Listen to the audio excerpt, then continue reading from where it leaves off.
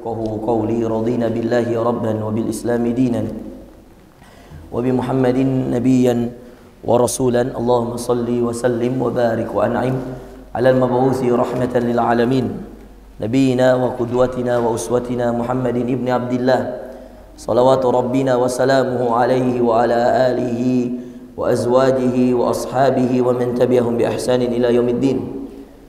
أما بعد, Bapak Ibu sekalian dimuliakan Allah, haykum tahiyatul Islam, tahiyat ahli jannah. Assalamualaikum warahmatullahi wabarakatuh. Alhamdulillah, kita bersyukur pada Allah Subhanahu wa taala pada subuh hari ini, tentunya di pergantian tahun Hijriyah 1 Muharram ya, 1443 Hijriyah. Alhamdulillah, atas izin Allah kita diberikan taufik hidayah serta kesehatan dan kekuatan ya, hingga hari ini kita masih bisa menghirup udaranya Allah di subuh hari ini. Dan alhamdulillah, atas izin Allah Azza wa Jalla juga, Allah Subhanahu wa taala masih memberikan kepada kita semua taufik dan hidayah, sehingga alhamdulillah Allah izinkan kita untuk bisa salat berjamaah di masjid ya, di saat yang sama. Mungkin banyak saudara-saudara kita yang sampai jam ini, sampai detik ini belum bangun, Pak ya. Allah gerakkan hati kita, yang membangunkan kita Allah, yang menggerakkan hati kita untuk ke masjid Allah ya, yang memberikan kita hidayah, taufik sehingga kita bisa solat berjamaah Allah ya. Maka semua kembali pada Allah, semua kebaikan Bapak Ibu sekalian itu atas izin Allah dan akan kembali kepada Allah, juga di jalan Allah. Maka orang-orang yang jauh dari Allah akan sulit untuk melakukan kebaikan ya.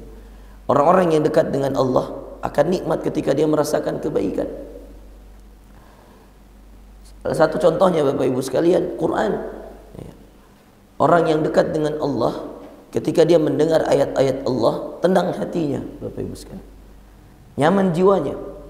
Orang-orang yang jauh dari Allah gelisah, Pak ya. Makanya kalau ada imam baca panjang sedikit kayak saya tadi, gelisah itu makmum kalau dia jauh dari Allah.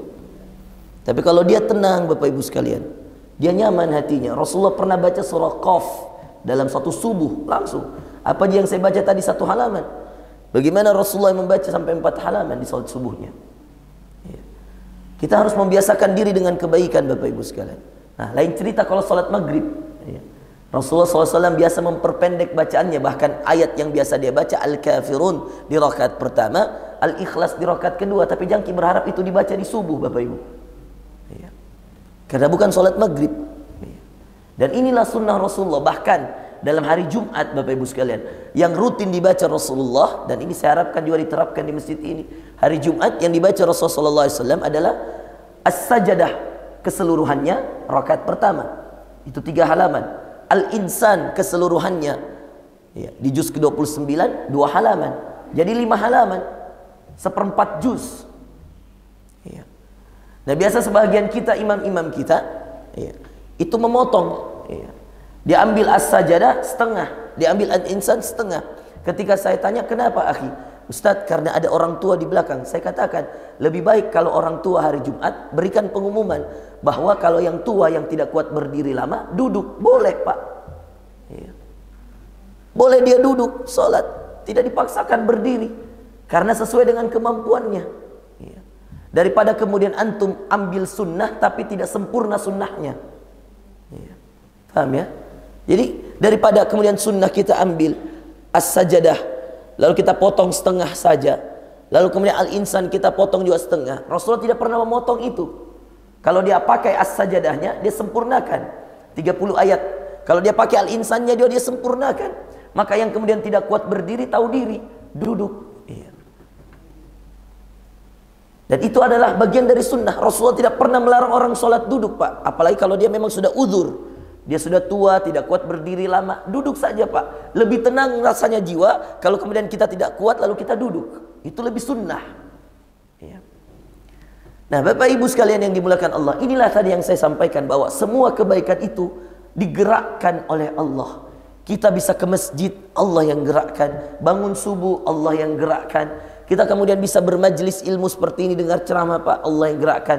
Kalau Bapak mau pulang kan pulang aja, tapi mungkin Bapak tahu bahwa kalau kemudian kita bermajlis ilmu setelah sholat subuh terutama, subhanallah, pahalanya sangat besar.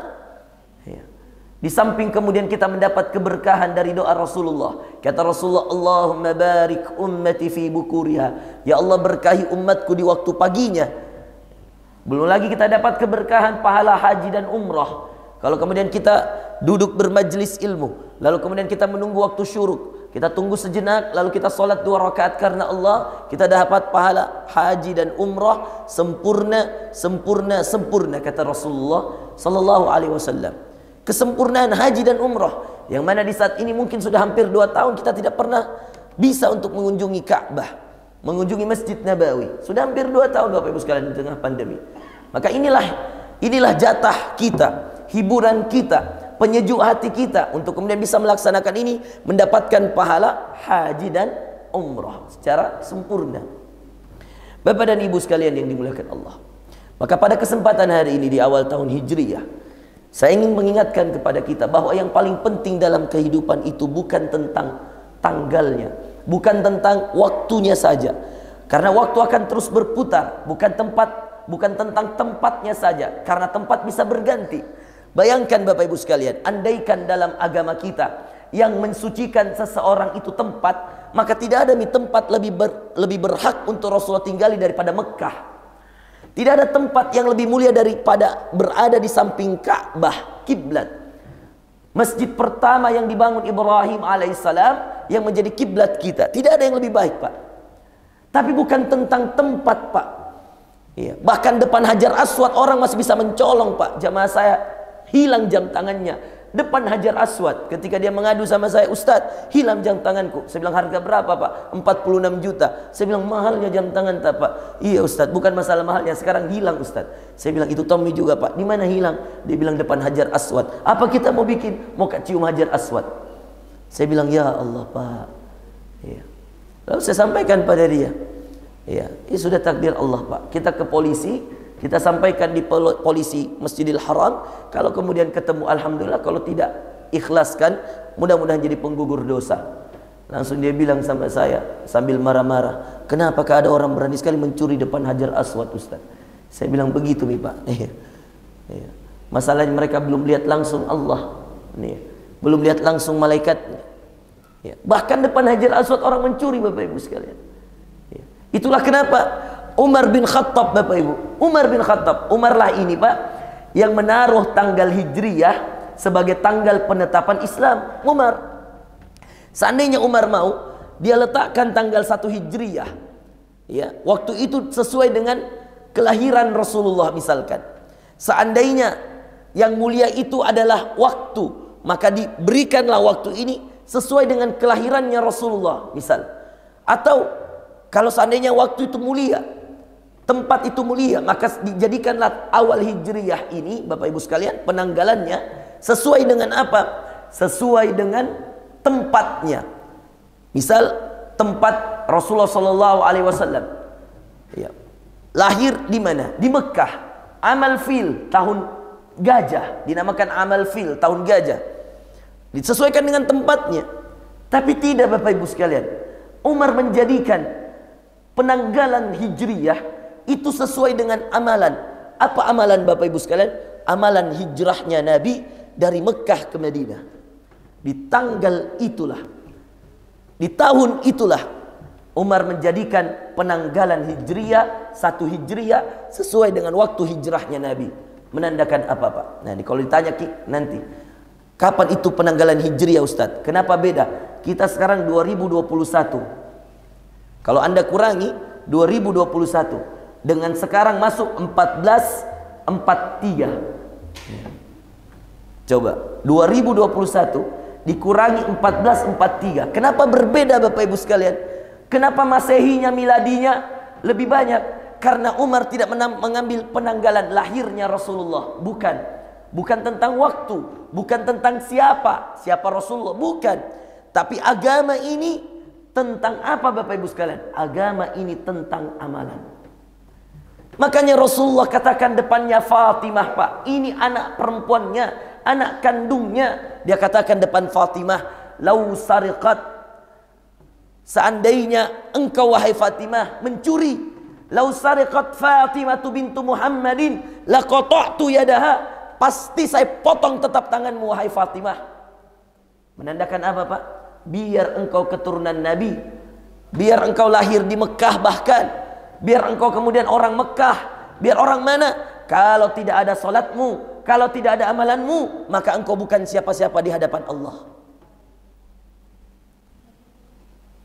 Biar engkau lahir di Mekah, bahkan andaikan rumahmu samping Ka'bah, kalau kau tidak salat, kalau kau tidak taat, kalau kau tidak menaati perintah Allah, kalau kamu rajin bermaksiat, rajin bukan buat dosa, kamu bukan siapa-siapa di hadapan Allah. Karena kenapa Bapak Ibu sekalian? Agama ini tentang amalan. Makanya penanggalan Hijriyah, 1 Hijriyah itu dijadikan oleh Umar bin Khattab. Jadi kalau Anda ditanya siapa yang membuat tanggal Hijriyah, Umar. Ya, di zaman Rasul belum ada tanggal Hijriyah. Tapi dari mana Umar mengambil penetapan tanggal Hijriyah? Bingung semua orang. Ada yang mengatakan kita ambil kelahirannya Rasulullah, ada yang mengatakan kita ambil waktu dibangunnya Ka'bah, ada yang mengatakan kita ambil dari kematian Rasulullah, macam-macam.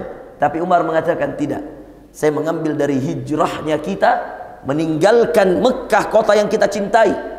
Umar itu pembesar di kota Mekah, Utsman itu punya kekayaan yang luar biasa di Mekah, Abu Bakar orang kaya rayanya Mekah, Khadijah orang kaya rayanya Mekah, semua orang kaya rayanya Mekah, Bapak Ibu sekalian. Abdurrahman bin Auf, kebun-kebunnya berhektar-hektar, ontanya ratusan, semuanya ditinggal untuk apa Bapak Ibu sekalian? Semuanya ditinggal untuk menemani Rasulullah berhijrah dari Mekah ke Madinah. Wah, Anda jangan kira apa istimewanya hijrah, Ustaz? Weh, istimewa sekali, Pak. Dulu tidak ada sertifikat tanah, Pak. Iya. Tidak ada dibilang kalau punya rumah ada sertifikatnya. Tidak ada, Pak. Dulu kalau kita punya kebun tidak ada. Kalau sekarang ada hak kepemilikan, dulu tidak ada, Pak. Onta-onta tidak bisa dibawa, Pak. Iya. Mekah Madinah, Madinah Mekah, kalau Anda umroh saja, Pak, perjalanan pakai bus ini, bus yang sudah kencang sekali, Pak, itu 5 jam. Iya. Ada sopir dulu orang Sudan, saya ajak ngobrol. Iya. Saya ajak ngobrol karena lumayan, iya, berdetak kencang jantung saya, Pak. Kenapa? Karena saya lihat speedometernya itu 180. Mungkin jamaah-jamaah di belakang tidak sadar. Ya, itu mentok sekali itu, saya lihat dia injak gas sekali itu. Ya, supaya tidak takut sekali, supaya rasa takut saya hilang, saya ajak dia bicara tentang Sudan, karena saya lama di Sudan. Jadi saya ngobrol dalam hati, 180. Dan itu pun ditempuh 5 jam, Bapak Ibu. Dan Anda bayangkan Rasulullah hijrah tidak pakai bis, jalan, Pak, berhari-hari, malam tidur, bangun lagi, lanjut lagi jalan. Makanan apa adanya, berhari-hari, Pak, hijrah. Siapa yang mau tinggalkan kota kelahiran, Pak? Tidak ada. Rasulullah pun tidak mau tinggalkan. Tapi demi menjaga sahabat-sahabatnya yang baru masuk Islam, demi menegakkan syariat Allah, mereka harus hijrah. Kalau tidak, mereka dibunuh. Mereka minoritas. Maka itulah hijrahnya Rasulullah SAW ke Madinah. 13 tahun, Pak, Rasulullah bertahan di Mekah. Rasulullah sangat mencintai kota Mekah. Bahkan ketika turun ayat hijrah, dibolehkan Rasulullah berhijrah, menangis Rasulullah. Lalu kemudian dia mengatakan dalam sebuah kalimat yang sangat terkenal, Rasulullah mengatakan, "Ya Makkah, innaka la ahabbu makani ilayya wa ilallah." Engkau adalah tempat yang paling aku cintai dan paling dicintai Allah. Wajar Bapak Ibu sekalian kalau kita sholat di Masjidil Haram, pahalanya berapa? 100.000. Kalau di Masjid Rasulullah, Masjid Nabawi, berapa pahalanya, Pak? 1000. Kalau di Masjidil Aqsa berapa pahalanya? 500. Anda bayangkan. Kenapa Mekah 100.000, Pak? Karena subhanallah, kemuliaannya, keutamaannya lebih luar biasa. Tapi bukan tentang tempat, Pak. Seandainya orang dibilang suci karena tempat, maka semua orang Mekah akan jadi orang baik, Pak. Tapi tidak. Banyak tonjol orang Saudi yang mencuri. Banyak juga orang Mekah yang mencuri. Banyak juga yang mereka yang tidak taat, tidak salat, padahal rumahnya dekat Mekah, dekat Ka'bah, di Mekah. Maka tempat tidak akan mensucikan seseorang. Keturunan, dia meskipun anak Nabi, kata Rasulullah, andaikan Fatimah mencuri, saya tetap potong tangannya. Membuktikan apa? Membuktikan bahwa bukan keturunan seseorang yang mensucikan. Andaikan waktu yang mensucikan, maka orang-orang yang lahir di waktu-waktu yang indah, tanggal-tanggal yang bagus, akan lebih mulia. Tapi tidak, Bapak Ibu sekalian. Maka Rasulullah SAW memberikan satu amalan. Kata Rasulullah SAW, man batta'a bihi amaluh, lam yusri' bihi nasabuh. Inilah yang menjadi inti ceramah kita hari ini. Kata Rasulullah, siapa yang tidak ada amalannya, tidak ada semua yang melengket, tidak ada gunanya semua yang melengket dengannya. Dia mau keturunan raja, lahirnya di Mekah misalkan, tanggal waktunya, tanggalnya indah, tidak ada gunanya semua itu kalau kemudian tidak ada amalannya seseorang, Bapak Ibu sekalian. Maka yang paling menentukan dalam agama kita, sehingga Umar bin Khattab menjadikan satu hijriyah bertepatan dengan dihitung pertamanya sesuai dengan waktu hijrahnya Nabi, itu karena Umar ingin menitipkan pesan kepada kita semua. Umar bin Khattab ingin memberitahukan semua umat Islam yang menggunakan tanggal hijriyah, Muharram, Safar, Rabiul Awal, inilah penanggalan yang membuat kita tahu kapan kita puasa, kapan kita Idul Fitri, kapan kita berkurban, kapan namanya puasa Muharram, kapan namanya puasa Zulhijjah. Di sini kita tahu, Pak. Tidak ada guna-gunanya Januari, Februari, Maret, April. Tidak gunanya, tapi kita lebih hafal itu. Di sini syariat agama ada semua. Kalau Anda mau puasa Ramadan, di sini Syahrul Ramadan, Syahrul Ramadan. Makanya bulan Ramadan berpindah, Pak. Kadang-kadang bulan Mei, maju lagi bulan April, maju. Setiap 1 tahun biasanya maju 10 hari. Biasanya 10 hari maju. Itu untuk menghitung secara mudah. Berpindah karena kita tidak pernah berpatokan dengan Januari, Februari, Maret dan seterusnya. Nah, ini yang saya unik lagi pemerintah. Dia kasih pindah lagi libur. Mestinya hari ini 1 Muharram, Pak. Dia pindah libur jadi besok 2 Muharram. Saya bilang takutku nanti hari Idul Fitri dia pindah, Pak, liburnya. Nanti awalnya Muharram dulu dia kasih pindah. Nanti takutnya pemerintah kasih pindah lagi Idul Fitrinya. Mestinya 1 Syawal, PNS tidak boleh libur, dikasih pindah jadi 2 Syawal. Tidak bisa agama diatur-atur begitu, Pak. Tidak bisa dikasih pindah begitu. Ramadan itu berakhir di terakhirnya 1 Syawal itu Idul Fitri. Tidak bisa dikasih pindah. 10 Zulhijjah sampai kiamat, 10 Zulhijjah itu Idul Adha. Gampangnya, Pak. 1 Syawal itu Idul Fitri sampai kiamat, Pak. Saya ulangi, sampai kiamat. Yang namanya Idul Fitri, hari rayanya umat Islam, itu pasti 1 Syawal. Yang namanya Idul Adha pasti 10 Zulhijjah. Maka tidak boleh pemerintah kasih pindah liburnya ini umat Islam. Nggak boleh, Pak.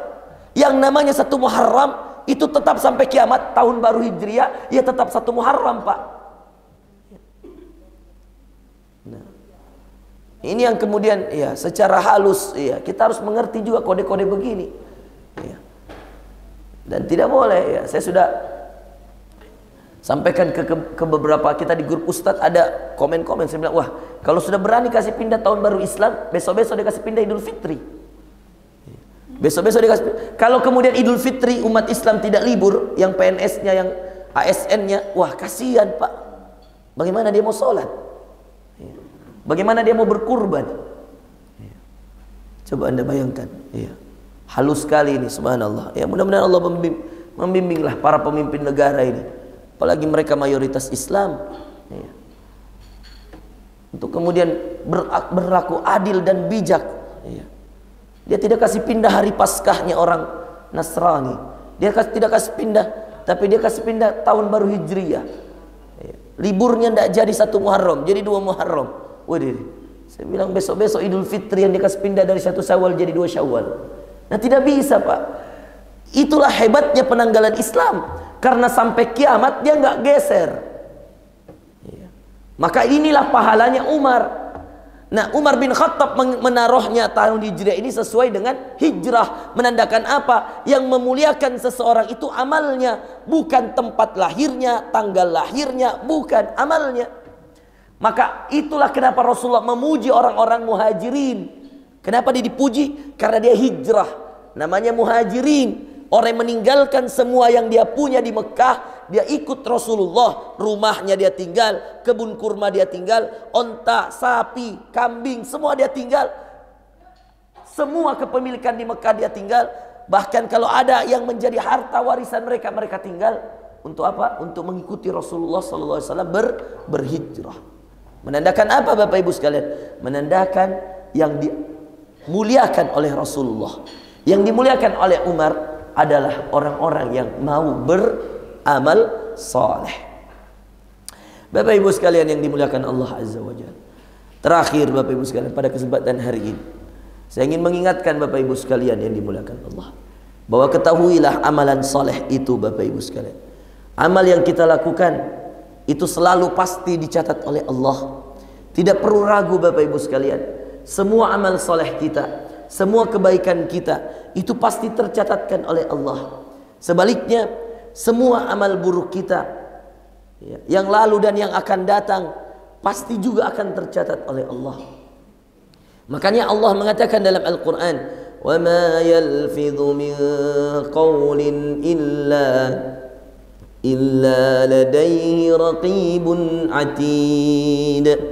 Kita tidak usah ragu Bapak Ibu sekalian, karena kata Allah dalam Al-Quran, وَمَا يَلْفِظْ مِنْ قَوْلٍ, tidak ada kata yang keluar, إِلَّا لَدَيْهِ رَقِيبٌ عَتِيدٌ, kecuali pasti ada malaikat raqib dan malaikat atid yang mencatat kebaikan. Raqib mencatat semua kebaikan, atid mencatat semua keburukan. Tidak usah ragu Bapak Ibu sekalian, tugas kita beramal Bapak Ibu sekalian. Maka dalam amal saleh, Bapak Ibu perhatikan ini ya, terakhir, dalam amal saleh Bapak Ibu sekalian, selalu ada godaan dan selalu ada gangguan dari syaitan. Setiap kali Anda ingin beramal saleh, selalu ada gangguan dan godaan dari syaitan. Kalau Anda sudah menemukan sebuah amal saleh, ada gangguan, godaan dari syaitan, maka yakinlah itu sudah amal saleh.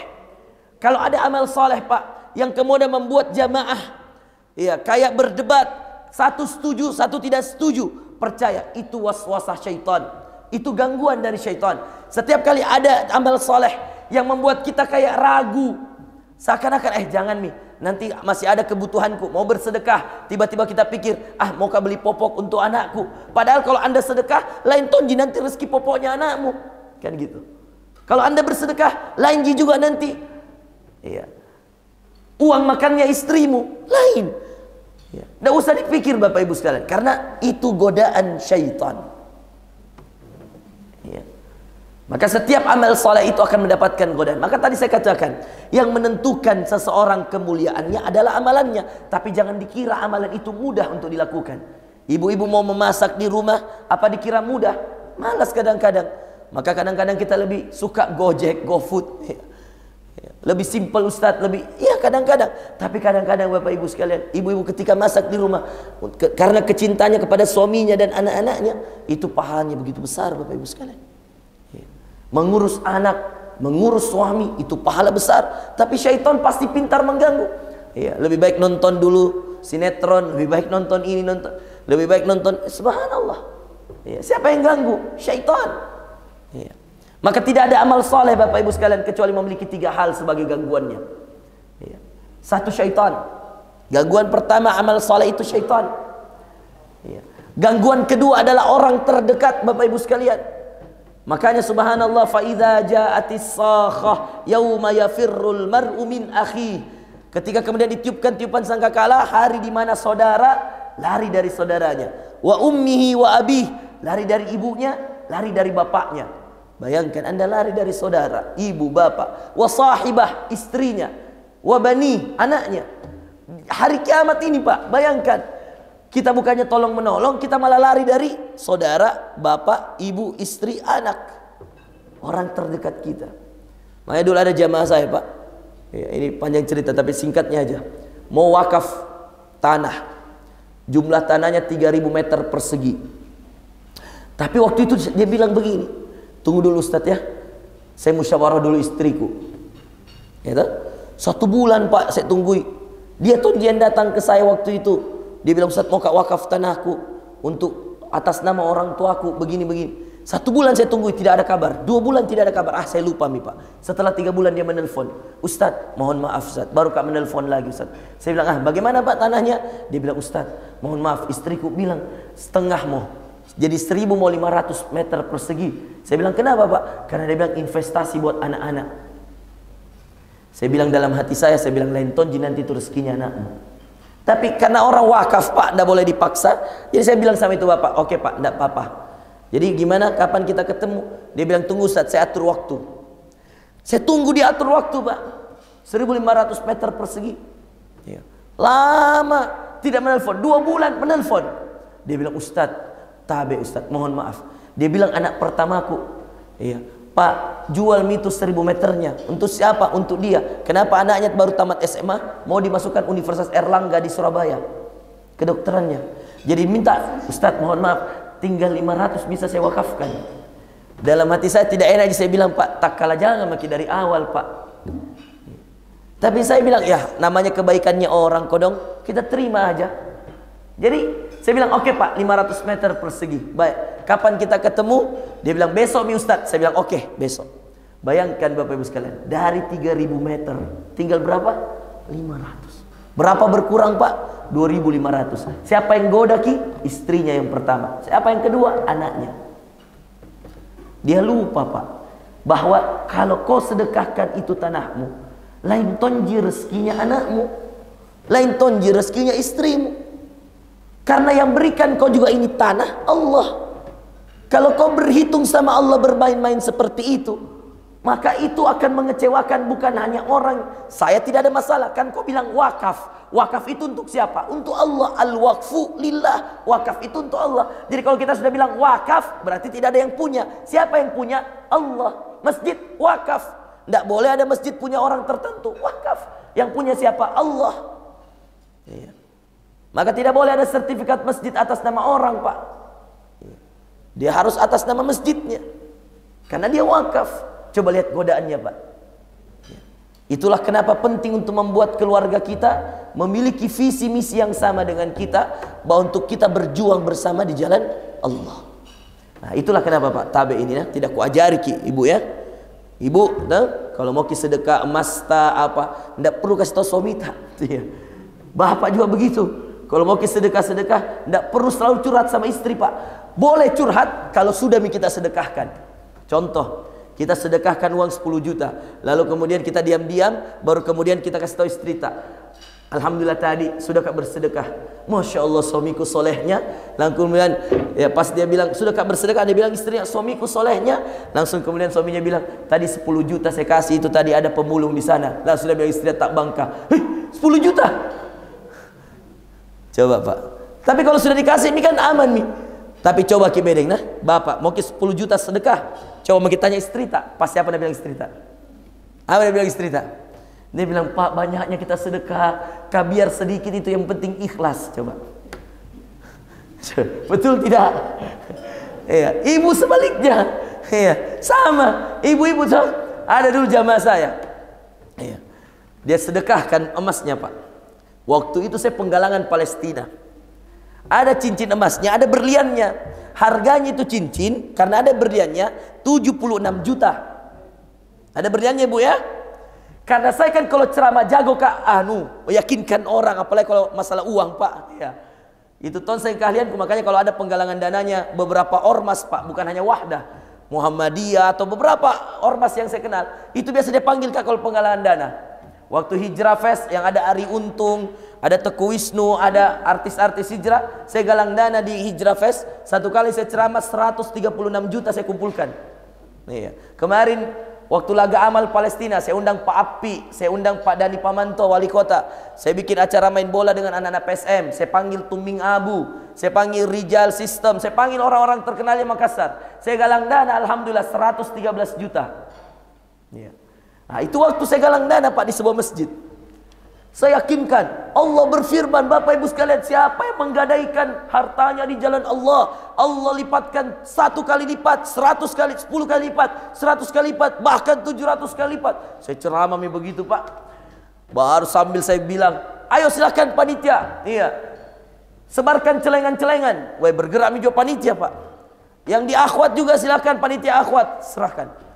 Pas sudah selesai, iya, penggalangan dihitung nih. Saya bilang silakan dihitung. Panitia menghitung. Terkumpul uang sebanyak 80 sekian juta. Ada 2 cincin emas. Nih, dikira emas ji Pak. Dikira murah gini, padahal ada berliannya. Ya. Panitia juga tidak tahu, yang penting 2 cincin emas. Baru yang lain sudah semua dicerita. Ya. Sampai setelah selesai cerita, ya, datang seorang ibu-ibu, cegat saya depan pintu. Dia bilang, Ustadz Tabe, ada 2 cincin tadi emas tahu Ustadz? Saya bilang, iya ibu, betul. Langsung dia bilang, Ustadz Tabe, yang ada berliannya amankan Ki. Saya bilang, kenapa bu? 76 juta harganya. Wih, tak bangka Kak.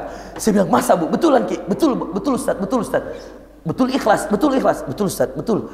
Jadi saya bilang panitia, ambil dulu 2 cincin. Jadi ada 2 cincin. Saya bilang, ini sini saya pegang. Nanti saya pergi jual, baru saya transferkan ke antum ya. Ini 76 juta. Ya, bukan uang, bukan cincin biasa ini. Saya ambil Bapak Ibu sekalian. Ya. Mau saya jual ini? Iya. Jadi Bu, saya ambil ini, saya amankan ya. Iya Ustaz, pergi jual cepat. Tiba-tiba perjalanan ke Sombopu sorenya. Iya. Mau ku jual ini di Logam Mulia. Iya. Menelpon ibunya. Iya. Dia bilang, Ustaz. Saya bilang, kenapa Ki Bu di Logam Mulia sama ini? Ustaz menelpon suamiku, nak tanya cincin berlianku. Saya bilang, Bu bilang Ki, sudah kita sedekahkan di jalan Allah untuk Palestina.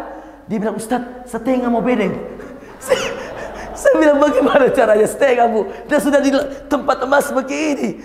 Ibu kalau mau sedekah, potong 2 memang itu cincin. Tapi kalau ibu sudah kasih masuk itu cincin dalam tempat, itu sudah diikhlaskan di jalan Allah. Dia bilang, Ustaz bicara sama suamiku. Saya bilang, aweh, gara-gara suaminya lain. Terpaksa saya bicara. Saya bilang, Pak, saya nasihati Pak, hampir 1 jam baru dia bilang suaminya. Saya bilang, Pak, kalau kita tarik harta yang kita sudah, jadi begini Pak, saya bilang, kalau kita kasih orang barang, ini manusia Pak. Hadisnya Rasulullah mengatakan, siapa yang memberikan sesuatu kepada saudaranya, lalu dia ambil lagi sesuatu tersebut, maka dia seperti menelan ludah sendiri. Menelan ludah sendiri. Saya bilang begitu. Saya bilang, Pak, itu sama saudara. Bagaimana kalau kita sudah berikan sesuatu sama Allah, baru kita tarik lagi? Nanti nak tarik semua Allah harta tak Pak. Wih, berpikir Ki. Dia bilang, ih masa Ustaz? Dia bilang, ih serius Kak. Saya kirimkan ke hadisnya Pak. Dia bilang, jangan mi Ustaz, jangan mi.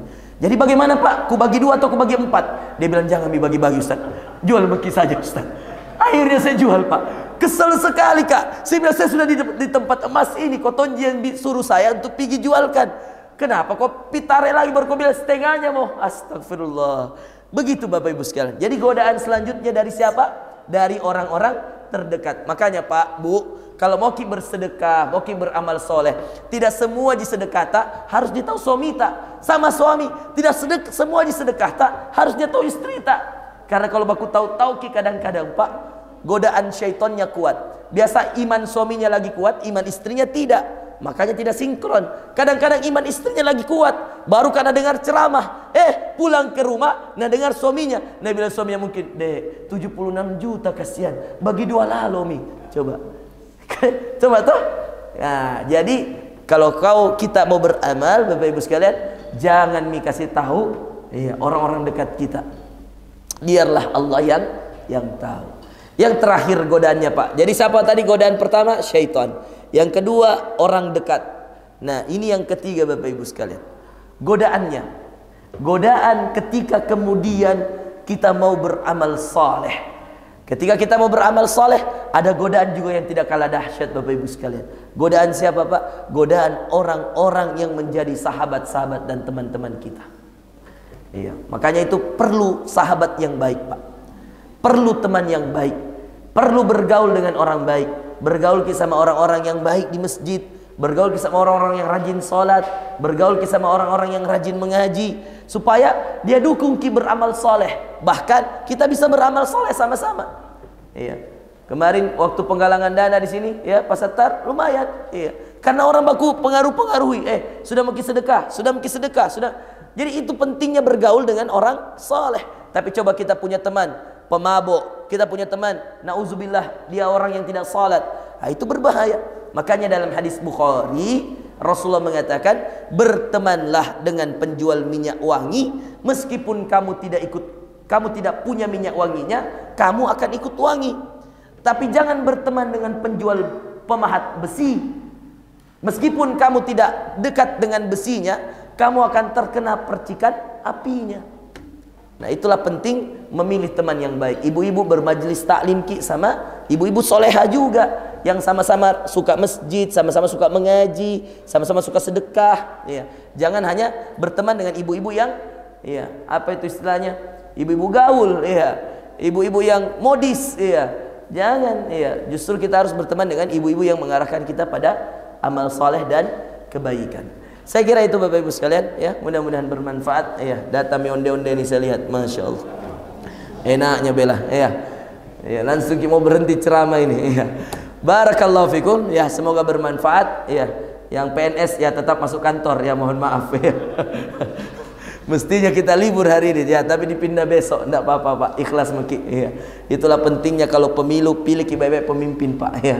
Insya Allah mudah-mudahan, ya, dibaikkan oleh Allah, dibimbing semua. Pemimpin kita juga dibimbing oleh Allah, diberikan petunjuk semua, diperbaiki negara kita, keluarga kita, masyarakat kita. Semoga semuanya insya Allah dilindungi oleh Allah. Jangan lupa sholat 2 rakaat Pak, ya, sholat 2 rakaat sebelum pulang supaya kita dapat pahala haji dan umrah sempurna.